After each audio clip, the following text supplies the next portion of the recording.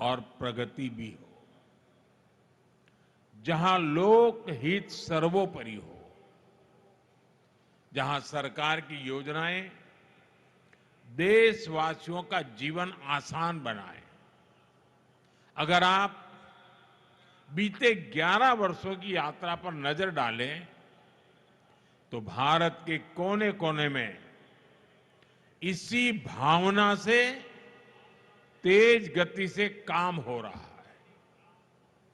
जब Vande Bharat semi high speed ट्रेनें पटरियां पर दौड़ती है, जब बुलेट ट्रेन का काम रफ्तार पकड़ता है, जब चौड़े हाईवे और एक्सप्रेसवे नए शहरों को जोड़ते हैं, जब पहाड़ों को चीरकर लंबी टनल्स बनती हैं, जब लंबे और ऊंचे सी ब्रिज समंदर के दो किनारों को जोड़ते हैं, तब भारत की गति भी दिखाई देती है और भारत की प्रगति भी दिखाई देती है।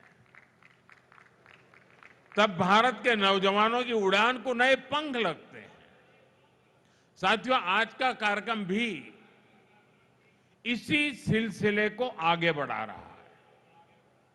नवी मुंबई इंटरनेशनल एयरपोर्ट एक ऐसा प्रोजेक्ट है जिसमें विकसित भारत की झलक है।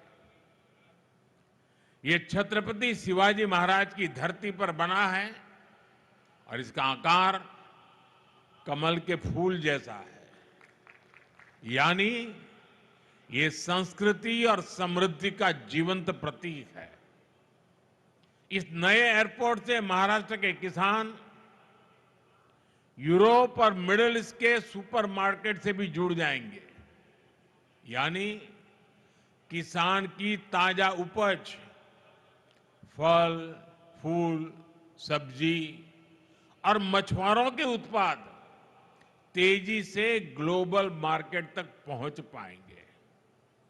इस एयरपोर्ट से यहां आसपास के छोटे और लघु उद्योगों के लिए एयरपोर्ट की लागत कम होगी।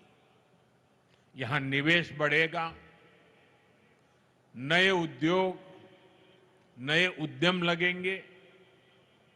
मैं महाराष्ट्र और मुंबई के सभी लोगों को इस एयरपोर्ट की बहुत बहुत बधाई देता हूं। साथियों, जब सपनों को सिद्ध करने का संकल्प हो, जब देशवासियों तक तेज विकास का लाभ पहुंचाने की इच्छा शक्ति हो, तो नतीजे भी मिलते हैं। हमारी हवाई सेवा और इससे जुड़ी इंडस्ट्री इसका बहुत बड़ा प्रमाण है। आपको याद होगा 2014 में जब देश ने मुझे अवसर दिया तो मैंने कहा था कि मेरा सपना है कि हवाई चप्पल पहनने वाला भी हवाई सफर कर सके। इस सपने को पूरा करने के लिए बहुत जरूरी था कि देश में नए नए एयरपोर्ट बनाए जाए। हमारी सरकार ने इस मिशन पर गंभीरता से काम शुरू किया। बीते 11 साल में देश में एक के बाद एक नए एयरपोर्ट बनते चले गए। साल 2014 में हमारे देश में सिर्फ 74 एयरपोर्ट थे। आज भारत में एयरपोर्ट की संख्या 160 को पार कर गई है। साथियों, जब देश के छोटे छोटे शहरों में एयरपोर्ट बनते हैं तो वहां के लोगों को हवाई सफर के लिए विकल्प मिलने लगता है। और इसमें भी पैसे की मुश्किल कम करने के लिए हमने उड़ान योजना शुरू की ताकि सस्ते में लोगों को हवाई जहाज का टिकट मिल पाए।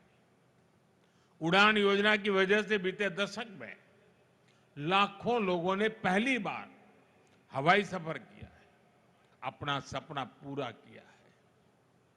साथियों, नए एयरपोर्ट बनने और उड़ान योजना से लोगों को तो सुविधा मिली है और साथ ही भारत दुनिया का तीसरा बड़ा डोमेस्टिक एविएशन मार्केट भी बना है। अब तो हमारी एयरलाइंस लगातार अपना विस्तार कर रही है और लोगों के लिए आश्चर्य होता है जब दुनिया के लोग जानते हैं अकेले हिंदुस्तान से इन दिनों हवाई जहाज बनाने वाली कंपनियों के पास करीब करीब 1000 नए हवाई जहाज का ऑर्डर बुक पड़ा है। इससे नए pilots, cabin crew, engineers, ground workers के लिए नए अवसर बन रहे हैं।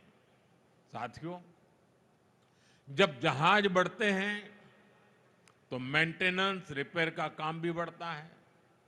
इसके लिए भी हम भारत में ही नई सुविधाएं बना रहे हैं। हमारा लक्ष्य है कि इस दशक के अंत तक भारत एक बड़ा एमआरओ हब बने। इसमें भी भारत की युवाओं के लिए रोजगार के अनेक नए अवसर बन रहे हैं। साथियों, आज भारत दुनिया का सबसे युवा देश है। हमारी ताकत हमारे नौजवान है। इसलिए हमारी हर नीति का फोकस युवाओं को ज्यादा से ज्यादा रोजगार के अवसर देने पर है। जब इंफ्रास्ट्रक्चर पर अधिक निवेश होता है तब रोजगार पैदा होता है। जब 76,000 करोड़ रुपए की लागत से वाडवण जैसा पोर्ट बनता है तब जाकर के रोजगार पैदा होता है। जब व्यापार बढ़ता है, लॉजिस्टिक्स से जुड़े सेक्टर को गति मिलती है, तब अनगिनत रोजगार बढ़ते चले जाते हैं।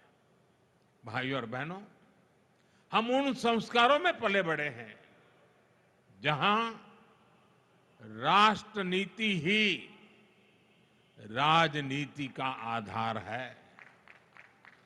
हमारे लिए इंफ्रास्ट्रक्चर पर लगने वाला एक एक पैसा देशवासियों की सुविधा और सामर्थ्य को बढ़ाने का माध्यम है। लेकिन दूसरी तरफ देश में एक ऐसी राजनीतिक धारा भी रही है जो जनता की सुविधा नहीं, सत्ता की सुविधा को ऊपर रखती है। ये वो लोग हैं जो विकास के काम में रुकावट डालते हैं,